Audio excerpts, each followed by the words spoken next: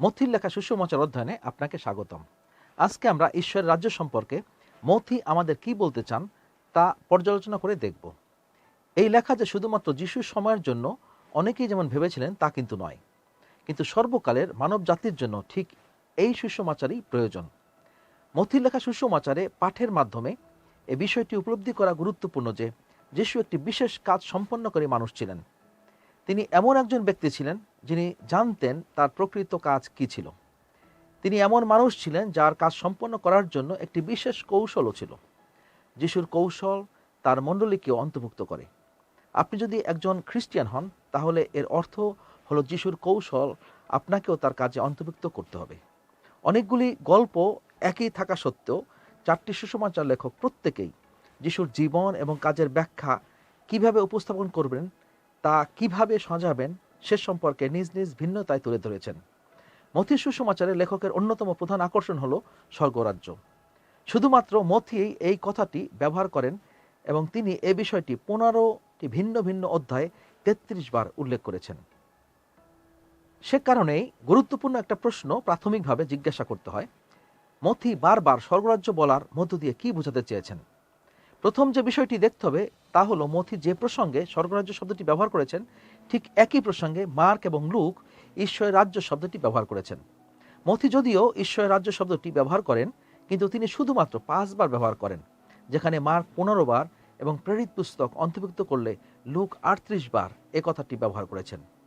তাই এটা বলা উপযুক্ত হবে যে মথি স্বর্গরাজ্য বলতে যা বুঝান, মার্ক এবং লুক তা বুঝাতে ঠিক ঈশ্বর রাজ্য বিষয়টি বোঝাতে চেয়েছেন। তাহলে ঈশ্বর রাজ্য বা স্বর্গরাজ্যের কথা বলার অর্থ কি? প্রাথমিকভাবে মথি বোঝাতে চেয়েছেন যে যীশু খ্রিস্ট একজন রাজা। শুরুতেই মথি 1 অধ্যায় 1 থেকে 17 পদে বংশ বৃত্তান্তে তিনি দাউদের পুত্র এবং অব্রাহামের পুত্র যিশুর মসিহ হিসেবে গুরুত্ব খুঁজে বের করে ব্যাখ্যা করেছেন। যিশু হলেন দাউদের আত্মিক এবং জাগতিক বংশের উত্তরাধিকারী, ইসরায়েলের যথার্থ রাজা। এই অবস্থানে অব্রাহামের পুত্র হওয়ায় তিনি পুরাতন নিয়মের অব্রাহাম এবং দাউদের মধ্য দিয়ে সমস্ত প্রতিজ্ঞার এবং আশীর্বাদের উত্তরাধিকারী। তিনি সমস্ত প্রতিজ্ঞা এবং প্রতিশ্রুতি পূরণকারী। যিশু হলেন সকল মানবজাতির ন্যায্য রাজা। এইভাবে মথি 1 অধ্যায় 17 পদে আমরা দেখতে পাই অব্রাহাম থেকে দাউদ পর্যন্ত সমস্ত প্রজন্ম 14 পুরুষ, দাউদ থেকে বাবিল নির্বাসন পর্যন্ত 14 পুরুষ এবং বাবিলের নির্বাসন থেকে মসিহ পর্যন্ত 14 পুরুষ। এই সংখ্যার উপসংহার সুস্পষ্ট। যিশু রাজত্বে তিনি আত্মিক নির্বাসন থেকে অবশিষ্টাংশকে বের করে আনতে খ্রিস্টের মধ্য দিয়ে ঈশ্বরের রাজত্বে সম্পূর্ণরূপে আত্মসমর্পণ করা এবং সত্যিকারে ইসরায়েলকে পুনর্গঠিত করতে এসেছেন। তিনি একটি পরিকল্পনা নিয়ে এসেছিলেন। আমরা হয়তো স্বর্গে ঈশ্বরের শাসনের প্রতি নতি স্বীকার করব, নতুবা তার বিরুদ্ধে বিদ্রোহ করব। এখানে মাঝামাঝি কোনো অবস্থান নেই। স্বর্গরাজ্য এবং ঈশ্বরের রাজ্য এই অভিব্যক্তিগুলো আমাদেরকে পুরাতন নিয়মে ফিরিয়ে নিয়ে যায়। যখন ঈশ্বরকে ইসরায়েলের রাজা হিসেবে কাজ করতে হতো, একবার ইসরায়েলের লোকেরা রাজার দাবিতে তৎকালীন ইসরায়েলের ভাওবাদী নেতা শমূয়েলের কাছে এসেছিল। শমূয়েল রাজাদের ধরন বর্ণনা করে তাদের নিরুৎসাহিত করে চেষ্টা করেছিলেন। কিন্তু প্রথম শমূয়েল 8 অধ্যায় 19 পদে তারা বলেছিল, না, আমরা একজন রাজা চাই, তাহলে আমরা অন্য সব জাতির মতো হতে পারবো। আমাদের রাজা আমাদের শাসন করবেন এবং আমাদের আগে আগে থেকে তিনি আমাদের পক্ষে যুদ্ধ করবেন। ঈশ্বর চাননি যে তারা অন্য সবার মতো হোক। তিনি তাদের রাজা হতে চেয়েছিলেন এবং তার রাজ্যস্বরূপ একটি দেশ দিতে চেয়েছিলেন, যেন তাদের উপর তার আশীর্বাদ করতে পারেন। তার রাজ্যের আশীর্বাদের মাধ্যমে অন্যান্য জাতিকে নিজের কাছে আনতে পারেন। প্রথম শমূয়েল 8 অধ্যায় 7 পদে ঈশ্বর শমূয়েলকে বলেন, লোকেরা তোমাকে যা বলছে তুমি তাই করো। তারা তোমাকে অগ্রাহ্য করেনি, আসলে তারা আমাকে অগ্রাহ্য করেছে, যেন আমি তাদের উপর রাজত্ব না করি। পুরাতন নিয়মের বেশিরভাগই রাজাদের পদ সম্পর্কে ভাওবাদী শমূয়েলের সতর্কবাণী পরিপূর্ণতা খুঁজে বের করা হয়েছে। এমনকি রাজা দাউদ এবং হিজকিয়ার মতো ধার্মিক রাজারাও রাজশক্তি কলুষিত পদ থেকে সম্পূর্ণরূপে পালাতে পারেননি। এমনকি দাউদ এবং হিজকিয়ার মতো ধার্মিক রাজারাও তাদের হৃদয়ে ঈশ্বরের শাসনকে প্রত্যাখ্যান করার কারণে লোকদের জন্য অপেক্ষামান বিপর্যয়কে তারা প্রতিহত করতে পারেননি। তারা শেষ পর্যন্ত বিদেশি রাজাদের অধীনে থাকার জন্য নির্বাসনে যায়। সেখানে তারা প্রায় 70 বছর ধরে বসবাস করে, যতক্ষণ না তাদের অবশিষ্ট একটা ক্ষুদ্র অংশ বাড়ি ফিরে আসে এবং রাজ্য পুনর্নির্মাণের চেষ্টা করে। মালাকি থেকে যোহন বাপ্তায়জকের উত্থান পর্যন্ত ভাওবাদীদের নীরবতা যিহুদীদের অভিজ্ঞতাকে চিহ্নিত করে। তারপর যোহন বাপ্তাইজক যখন প্রান্তরে ঘোষণা করেন, তখন এই নীরবতা ভেঙে যায়। যোহনের ভাষা ঈশ্বরের রাজ্য, মথিজাকে স্বর্গরাজ্য বলেন। যোহন তার আগমনের কারণ লোকদের জানান। তিনি যিশুই যে মসীহ তার আগমন সম্পর্কে লোকদেরকে সতর্ক করেন। যিশুও আসন্ন রাজ্যকে সামনে অনুতাপের বিষয়ে প্রচার করতে আসেন, কিন্তু সেই রাজ্যটি ইসরায়েল যা আশা করে তা নয়, কিংবা যিশু নিজের শিষ্যরা যা প্রত্যাশা করে তাও নয়। এই রাজ্যকে তুলনা করা হয়েছে একটি সরিষা বীজের সঙ্গে, যা ছোট থেকে শুরু করে। কিন্তু দানিয়েল 4 অধ্যায় বর্ণনা করা হয়েছে বিশ্বের মহাবৃক্ষে পরিণত হওয়ার বিষয়। এই রাজ্য তরবারির শক্তিতে আসে না, কিন্তু যিশুর পুনরায় না আসা পর্যন্ত যাদের হৃদয়ে ঐশ্বরিক বীজ যাতে উৎপন্ন হয়, তাদের ভিতরে মানসিকভাবেও যেন তা বৃদ্ধি পায়। এখন বিষয়টি হলো, আপনি কি আপনার হৃদয় ঈশ্বরের কাছে সমর্পণ করবেন? আপনি কি ঈশ্বরকে আপনার জীবনের রাজা হতে দেবেন? আপনি কি তার রাজ্যের প্রজা হবেন? তার প্রজা হিসেবে আপনি কি তার বাধ্যতায় চলবেন এবং নিজেকে তার প্রতিমূর্তিতে রূপান্তরিত করার অনুমোদন দিবেন? যদি এ কাজ করেন, তাহলে আপনার হৃদয়ে স্বর্গরাজ্য স্থাপিত হবে। আপনি যখন প্রার্থনা সহকারে মথির লেখা সুসমাচারটি পড়বেন, আপনি এই রাজ্যের কয়েকটি বৈশিষ্ট্য আবিষ্কার করতে পারবেন। উদাহরণস্বরূপ, আপনি আবিষ্কার করবেন যে এই রাজ্যের একটি নীতি হলো ধার্মিকতা। যিশু তার পর্বতে তত্ত্ব উপদেশে বলেন, তুমি যদি পতিত মানবের জন্য আমার মাধ্যমে সমাধানের অংশ হতে চাও, তাহলে তোমাকে অবশ্যই ধার্মিক হতে হবে। তোমার ধার্মিকতা অবশ্যই পৃথিবীর সব ধার্মিক লোকদের ধার্মিকতাকে অতিক্রম করতে হবে। মথি 5:20 পদে আরেকটি বিষয় যা আমরা শিক্ষা পাই তা হলো, যিশুর শিষ্যদেরকে প্রত্যাখ্যান করা হবে এবং তাদের জীবনে তাড়না উপস্থিত হবে। এ বিষয়ে শিষ্যদেরকে জানিয়ে দেওয়া হয়েছে। তিনি জানান যে স্বর্গরাজ্যের সঠিক সদস্য হলেই নিজের জীবনে সত্যিকারের আনন্দ ও আশীর্বাদ লাভ করা যায়। মথি 5 অধ্যায় 3-12। এবং তিনি জানান যে সেই রাজা বিশ্বস্ত, তিনি প্রজাদের পুরস্কৃত করবেন। আমরা জেনেছি যে স্বর্গরাজ্যের অংশ মানে ঈশ্বরের সাথে পুনর্মিলন লাভ করা, অন্যদের সাথেও পুনর্মিলন চেষ্টা করা এবং ঈশ্বরের সাথে অন্য লোকদেরও পুনর্মিলন যাচনা করা। আমাদের রাজা চান তিনি যেমন আমাদেরকে ভালোবাসেন, আমরাও যেন অন্যদেরকে ভালোবাসি ও তাদের ভালোবাসায় তার রাজ্যের প্রজা হতে আহ্বান করি। সবশেষে এই স্বর্গরাজ্যের শক্তি হলো পবিত্র আত্মা। মথি 12:28 পদে যিশু বলেছেন, কিন্তু আমি যদি ঈশ্বরের আত্মার সাহায্যে মন্দ আত্মা ছাড়াই, তবে ঈশ্বরের রাজ্য তো তোমাদের কাছে এসে গেছে। যোহন 3:5 পদে তিনি বলেন, আমি তোমাদেরকে সত্যি বলছি, জল এবং পবিত্র আত্মা থেকে জন্ম না হলে কেহই ঈশ্বরের রাজ্য প্রবেশ করতে পারে না। যখন আপনি বুঝতে পারেন যে মথির সুসমাচারের সবকিছুই স্বর্গরাজ্যের সম্পর্কে, তখন আপনার নিজেকে প্রশ্ন করা উচিত, স্বর্গরাজ্য আমার জন্য কি অর্থ বহন করে? যাই হোক, মথি 3:2 পদে যোহন বাপ্তাইজক এবং মথি 4:17 পদে যিশু যখন বলেন, অনুশোচনা করো, কারণ স্বর্গরাজ্য তোমাদের সামনে রয়েছে, উভয়ই সেই প্রশ্নের একটা অংশের উত্তর দেন। শাস্ত্রে এই অনুশোচনা শব্দটির অর্থ ঘুরে দাঁড়ানো এবং ভুল দিকে যাওয়া হৃদয় এবং মনকে ঈশ্বর ইচ্ছায় সঠিক দিকে ঘুরিয়ে নিয়ে নেওয়া।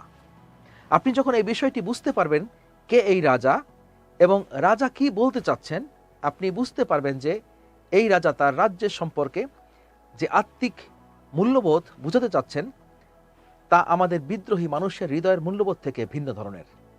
এই মূল্যবোধগুলো প্রায় সবসময় মূলধারার বিপরীত।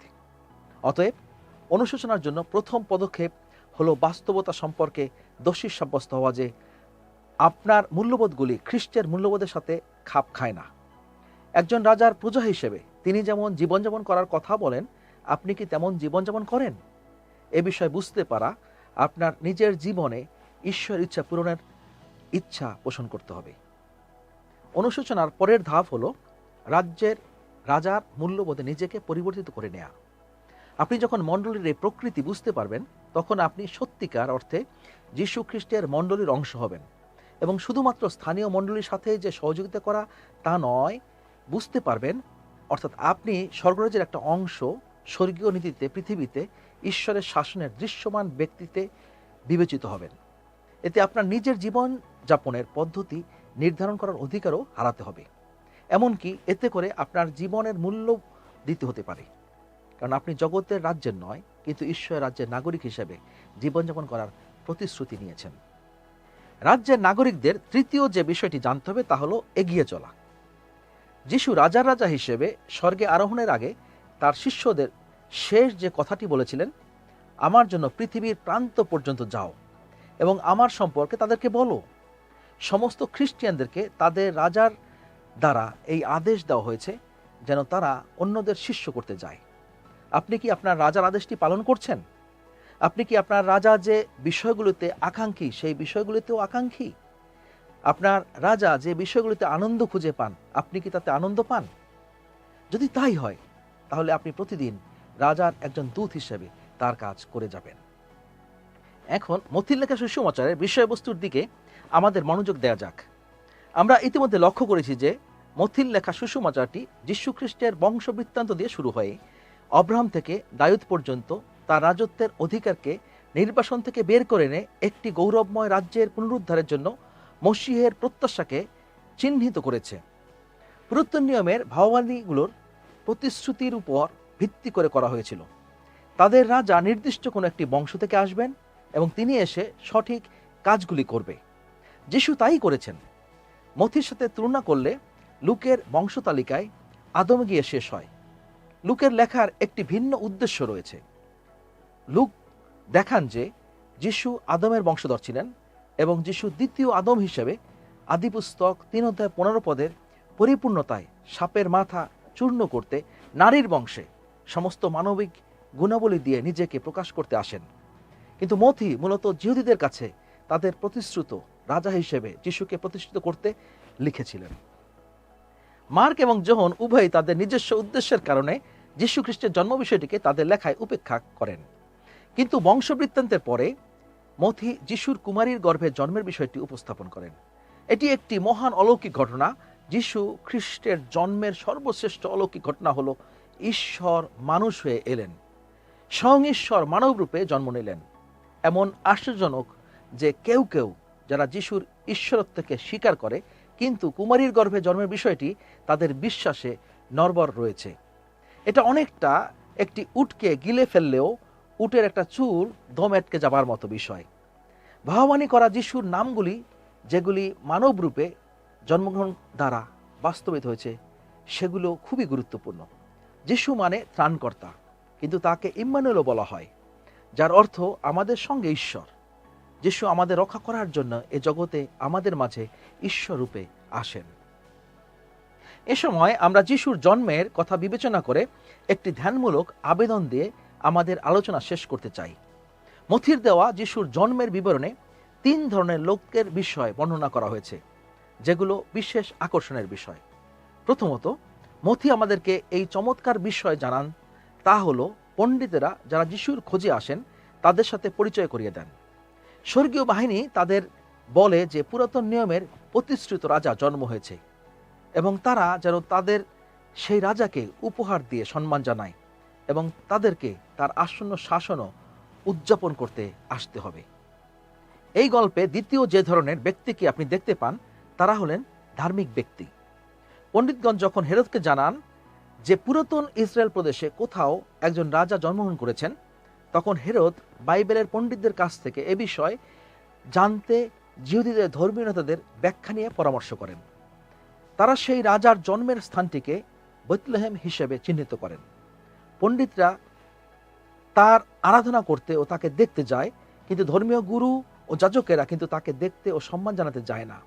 তারা যে কাজটি করলো তা হলো অসাবধানতাবশত হেরোদকে তার হত্যাকাণ্ডের ষড়যন্ত্রের সাহায্য করছিল। মসীহ এই ধর্মীয় গুরু ও যাজকদের জন্য বিদ্যাচর্চার একটি আকর্ষণ মাত্র ছিল, কিন্তু সেই সাথে মসীহ তাদের নিজেদের পছন্দের ও প্রশাসনের জন্য একটা বাস্তব হুমকির বিষয় হয়ে দাঁড়িয়েছিল। তৃতীয়ত, যে ধরনের ব্যক্তিকে আমরা দেখি তা হলো হেরোদ নিজেই, যে যিশুকে ঘৃণা করে এবং তাকে হত্যা করার চেষ্টা করে। তার অনুমানে খ্রিস্টের প্রতিশ্রুত রাজ্য তার জাগতিক রাজ্যকে হস্তগত করবে। তাই তার পূর্বের ধর্মত্যাগী রাজা শৌলের মতো হেরোদ খ্রিস্টকে হত্যা করতে চেয়েছিলেন। আমাদের মাঝে আজও এমন অনেক হেরোদ রয়েছে। আপনি যদি যিশুর পরিচয়ে পরিচিত হন তবে সেই লোকদের দ্বারা আপনি ঘৃণিত ও নিন্দিত হবেন। আসুন এখন নিজেকে প্রশ্ন করি, আমি কোন ব্যক্তি? আপনি কি মহান রাজা যিশুকে ভালোবাসেন? তার রাজ্য শাসনের অংশ হয় আপনি কি আনন্দ করেন, নাকি আপনি রাজা যিশুতে বিচলিত হয়ে পড়েছেন? তার বাক্যের সত্যগুলি কি আপনার জীবনকে এবং আপনি যে ব্যবস্থা স্থাপন ও পালন করে যে পথে চলছেন তাতে আপনার ইচ্ছা ব্যাহত করতে পারে বলে শঙ্কিত হচ্ছেন? আপনি কি রাজা যিশুকে ঘৃণা করেন?